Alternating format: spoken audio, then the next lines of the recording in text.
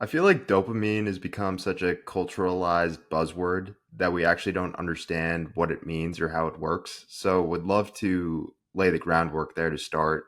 What is dopamine? Yeah, it's a great point. It's kind of become a meme or a metaphor, which I don't think is all bad if it allows people to focus on compulsive overconsumption and addiction and changing those behaviors. But yeah, at some point, I think it's true we can sort of distort the meaning a bit. So, dopamine is a chemical that we make in our brain, it's a neurotransmitter. Neurotransmitters are the molecules that bridge the gap between neurons. Neurons are the long, spindly cells that conduct the electrical circuits. They don't actually touch end to end, there's a gap between them. And neurotransmitters bridge that gap to allow for fine tuned control of those electrical circuits. Uh, like all neurotransmitters, the dopamine system is complex. Dopamine has many different functions depending upon where it's released and how much it's released and what else is going on in the brain at the same time. But as a general rule of thumb, when dopamine is released in the reward pathway in the brain, that's usually in response to a reinforcing substance or behavior. And it tells the brain, oh, that is a good thing. You should definitely check that out and potentially try to get more of it. So it's not that dopamine is good or bad. It's not that like we're getting addicted to dopamine. Dopamine is a signal, and it's the go, approach, explore, exploit signal, as opposed to the stop, retreat, avoid, run away signal. And in general, dopamine has become a kind of common currency for neuroscientists to measure the addictive potential of a substance or behavior. And a lot of that work is based on rats and mice, where they stick a probe in the brain right into the reward pathway, the nucleus accumbens. They measure dopamine levels. We're always releasing dopamine at a baseline tonic level.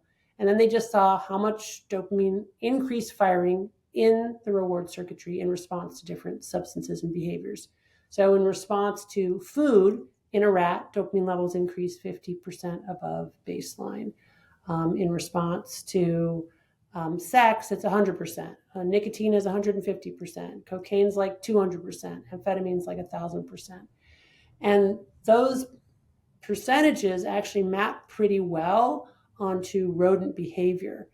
And by that I mean, like, if you put a rat in a cage with a lever to press for cocaine or amphetamine, they will essentially press that lever till exhaustion or death. But that's not so true for chocolate, right? They'll press it. They like chocolate, but they won't get into that cycle where they'll actually die for chocolate. So, what's the relationship then to build off of that? What's the relationship between dopamine and addiction? Well, anything that releases a lot of dopamine all at once in our reward pathway is something that we will want to experience most likely again.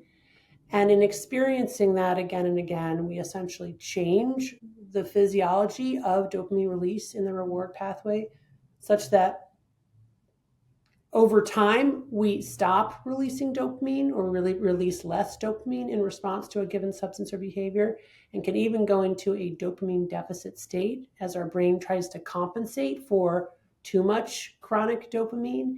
And then once we're in that dopamine deficit state, now we need to keep using more of our drugs in more potent forms, not to feel good or to solve a problem, but actually to stop feeling bad. We're in this constant state of withdrawal. And that's the state of being addicted, where that reward pathway actually gets mistaken by the brain as something that we need for survival, even though it's not only not something that we need for survival, but actually the more we get of it, the less healthy we will become. So we can get into this kind of on this hedonic treadmill where that reward pathway gets hijacked by something that's not good for us, but that our brain mistakes as necessary for survival. That's an interesting, I like what you said there, and it's so basic where it shifts from it's not so much about starting to feel good as it is, okay, I'm doing this so I can stop feeling bad. Right. And slipping from, oh, this feels good, to I need to do this to stop feeling bad, it happens gradually, right? Mm. And it happens in a way that we don't we're not typically aware of it. And so we can get into this mistaken belief that, oh, this is still helping me, because it's true in the immediate aftermath or right when we're using our drug of choice, we feel temporarily better. But really, all we're doing is digging ourselves deeper into that dopamine deficit hole, and actually making ourselves feel worse, which is why the intervention is really to abstain for long enough for those reward pathways to go back up to healthier baseline levels, so that we can really see, that, oh, this isn't actually helping me. I'm just basically at this point medicating withdrawal from my last dose.